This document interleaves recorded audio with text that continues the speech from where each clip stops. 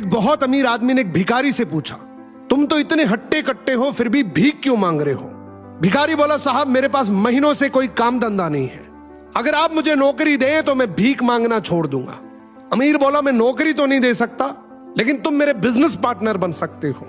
मेरे पास एक चावल का प्लांट है, तुम चावल बाजार में सप्लाई करो और मुनाफा महीने के अंत में बांटेंगे। भिखारी ने कहा, लेकिन कैसे बांटेंगे? क्या मैं 20% लूंगा और आप 80%? अमीर बोला, मुझे सिर्फ 10% चाहिए, बाकी 90% तुम्हारा होगा, ताकि तुम जल्दी तरक्की कर सको। भिखारी ने जोरों से काम शुरू कर दिया।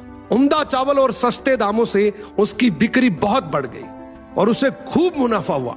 लेकिन जब मुनाफा बांटने का समय आया तो भिखारी ने सोचा, सारी मेहनत तो मैंने की है, तो अब अमीर आदमी को 10% क्यों दूं? अगले दिन अमीर आदमी आया और जब हिस्सा मांगा तो भिखारी ने बहाना करते हुए कहा कि साहब मुझे तो बहुत नुकसान हुआ है, मुझे जितना मुनाफा हुआ है उतना तो कर चुकाना है, तो इस हिसाब से मुझे कोई मुनाफा नहीं हुआ, तो आप इसके हकदार नहीं हैं। अमीर आदमी ने कुछ नहीं बोला और वहां से चला गया।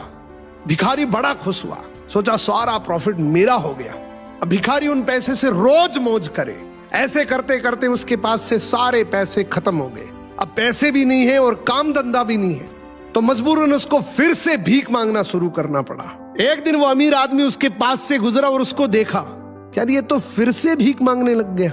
अमीर आदमी ने एक बहुत अच्छी बात बोली कि इस दुनिया में गरीब और अमीर आदमी जो होता है ना, उसमें सबसे बड़ा डिफरेंस होता है उसकी सोच का।